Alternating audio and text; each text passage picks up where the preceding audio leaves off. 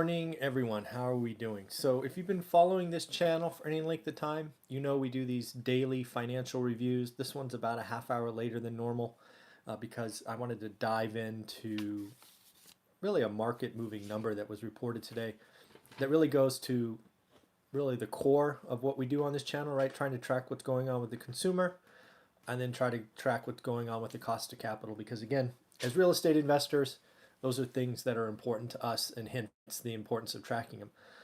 So, big news today.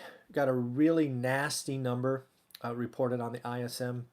It's basically the manufacturing survey. It's reported once a month. The reading at 50 and above means it's growing. And if it's below 50, like 49.9 and below, it's contracting.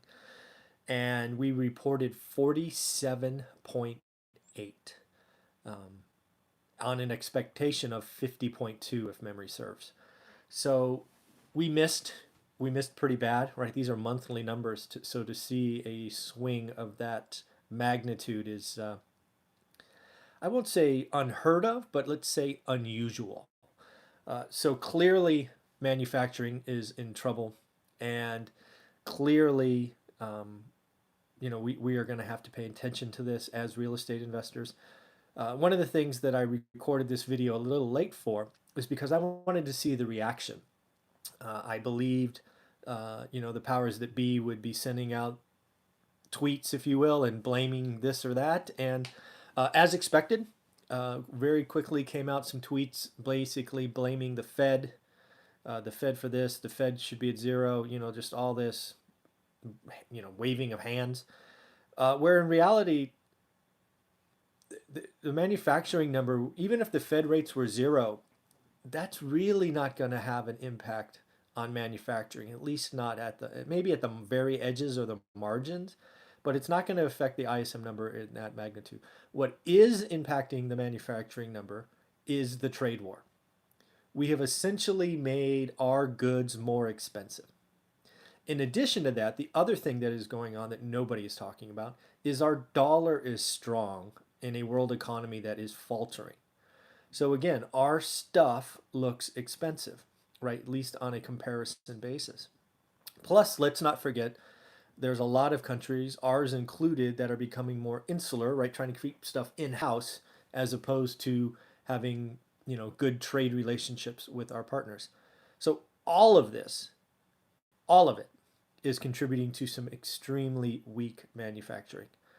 I don't know what the UAW strike would have on to do with this. Probably nothing yet, but it certainly will impact September because there's a lot of jobs being out on strike right now with GM. But more importantly, it's not GM specifically; it's the ripple effect across the central. Right? If you go back and watch the videos in this series, we talk about the strike. Hey, if it lasts a couple of days, right, the employees have the strength. But if it gets to weeks, which we are now at, the company has the power. So the individuals on strike just started getting strike pay, which is $250 a week. I understand that living in the central of the U.S. is cheaper than the Bay Area. However, I don't think it's that cheap. And the longer this goes on, they're going to have to find something to do. Too many people live paycheck to paycheck, and I see no reason to believe that this isn't true there. Some people are really, really going to start to be hurt. And it's not, again, only the people at GM. It's the ripple effect. It's all the suppliers. It's the people who make the seats and the windows and the radios and I don't know, whatever else goes into a car. Um, this is going to get bad, and it's very likely that the center of the U.S., where a lot of our manufacturing is it's going to be in a protracted pain the longer this goes on. And I still predict if this goes on, probably another 2 or 3 weeks, the executive branch will get involved and help mediate something if possible. So that's interesting. That was a really bad number today, and really just goes to show, I guess, what I feared for a while now, and that is so first off, business investment has been weak. We've talked about that a lot on this channel. Manufacturing is weak. So what is going to happen next? Next is layoffs. Unemployment is going to rise.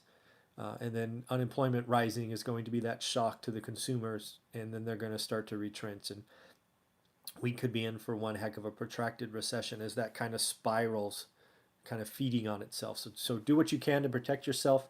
I'm coaching you now. If you're in a job that you're working on some kind of project that's not generating revenue today or something like that, it might be time to get off that. Even though it might be exciting and fun, you could just I've had to cut jobs before, and those are the areas that you look for. So protect yourself, right? Make sure you're secure in your job, because it could get interesting as we head into 2020. The next thing that I found very interesting and disappointing is there are some politicians running for our highest office that think the right answer is not only to blame the rich, which we've done a couple of times on now, but now they're starting to attack technology companies. And there's a specific individual running that wants to break apart Facebook just cause, right? And I think that's I think people are just saying things to get attention and not really going after real problems, and that's both disappointing to the people watching it, but also disappointing to the people that think we're that foolish. So that's frightening to see what these individuals are just throwing out there. Another one that I read this morning is it looks like 25% of millennials are hiding some financial thing from their significant other. That's going to be student loan debt. That's going to be credit card debt. That's going to be something. Uh, and if you follow the one rental at a time journey, you know that I believe you have to be on board with your significant other 100%. So I do not coach, talk about hiding anything, especially if you're going to do real estate investing. Bad things happen. Bad things don't get better with time. So make sure you communicate, get on the same page. If you have a credit card that he or she doesn't know about, share it, get it on the table. You need to work together. If you're going to hide financial stuff, what else? What else is going to be hidden? Not something that I would recommend.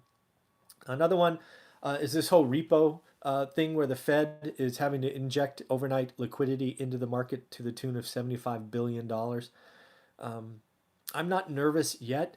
I just read something from the New York Fed basically saying that they're on top of it, but they also miscalculated what's needed. That doesn't make me feel good at all, right? This is one of the most important Fed governors, and just sort of admit that they missed something. That I mean, I didn't even hear anything like that in 2008, and to hear something like that in 2019 is a little bit scary. So that's interesting. And then the last one is this retail apocalypse. Forever 21 just declared bankruptcy, going to be closing lots of stores. Lots of other retailers went out this week. I've already forgot their names, but the mall is getting decimated. Um, we're shopping online more and all of that, as we know, but it's these are just jobs, right? These again are jobs that I had a job at a mall when I was younger, and if this just feeds on itself, we could really be impacting the consumer and consumer confidence kind of at the low end. So this is all important stuff to follow. I do think the manufacturing number that we've started this show with does mean another rate cut is coming, and I actually think it'll be a half. I think they're going to want to get ahead of this, right? If manufacturing is that slow, so I expect them to cut a half. I'll say that now. We'll see how I do in a couple of weeks, but that'll be interesting. So in the end, I think the signs are showing the economy is slowing. Um, I think the thing that is still standing up is the consumer. I do know we had one negative reading that we talked about 2 weeks ago from the consumer, but I think it's here. So it's time to pay attention. I think the cost of capital is going to go down.